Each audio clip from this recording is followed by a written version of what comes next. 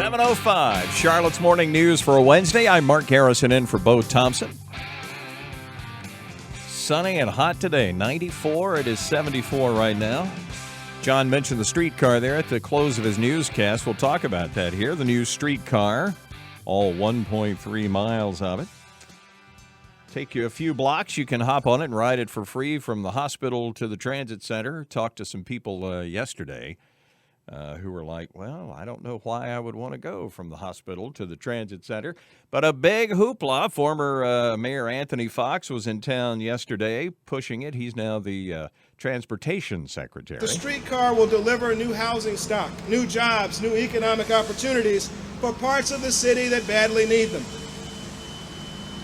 And it will do so if this community puts in place sound, community-sensitive development plans to make it happen.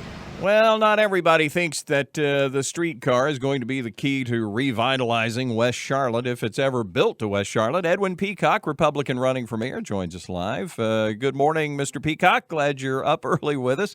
So you weren't too excited about the streetcar, I hear.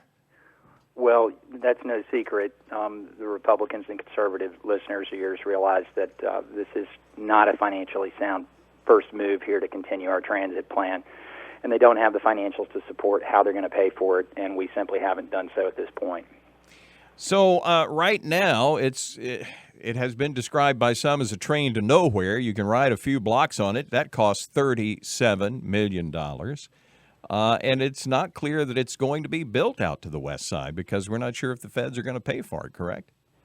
Well, everything that we've done in our transit plan is built off the trust of all the taxpayers who are paying into the system. So your drivers in Cornelius, Huntersville, Davidson, Mint Hill, Matthews are all contributing to the half-cent sales tax, which is intended to help reduce traffic congestion. But the City Council really for the past 10 years has been focused on this issue of using a transit project, by the way, a very expensive transit project, not to solve traffic problems, but to create economic development. And while I don't question the aspiration of wanting to do that, what we're questioning is obviously the way in which you're doing it and the trust that you're not building for those that are driving around Charlotte in gridlock right now. Well, candidly, I don't understand how the streetcar is, A, going to help congestion because the streetcar is part of the congestion just by the nature of how it works. The public sentiment is now going to be building around the question marks of what a streetcar can and cannot do. And we see the problems in Tampa, Washington, D.C. Across the country, people are recognizing that 19th century technology, amidst now the world of driverless cars coming, we're now a Google Fiber city, and we're trying to advent a project that was last taken off our streets 77 years ago. Yeah. It simply is mind-boggling that we are going to proceed forward with some kind of technology, and as Katz is now advertising it, saying the future of transportation is golden. What I think it is I think it's laden with a lot of gold and an expensive ticket that comes along with it. Well, the other thing about this, supposedly, if it runs out to West Charlotte, out to Johnson C. Smith, it is supposed to attract a lot of development, but there's certainly no guarantee that would happen, is there? It's not. This is a build it and they will come guess on economic development. East and West Charlotte revitalization must occur. Corridor Revitalization Fund, a specific earmark within the city budget, has been basically directed towards the streetcar project. So the very resources to help revitalize corridors have now been starved in order to fund a project which doesn't have an ongoing revenue source. And again, public sentiment is now going to finally begin to look at, is this achieving what we want it to? I've always questioned, what is our city leadership's plan B? What are we going to do next? If we want to revitalize East and West Charlotte, we've got to come together and we've got to come up with a thoughtful, strategic, financial plan to make this happen.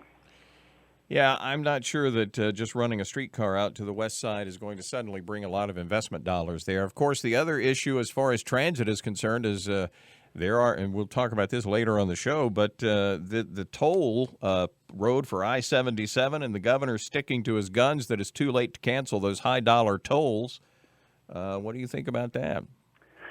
You see that tolls are a part of the transit discussion, and you can see the angst over the way that the process went about it. Now the public is going to see how the process of a streetcar project has been been basically passed and proceeded forward where it leapfrogs the priorities of those right now that are complaining about congestion in that corridor on 77. So the question is, will a streetcar now further delay the possibility of having a light rail or possibly hard rail transit up that corridor here in the next 20 years?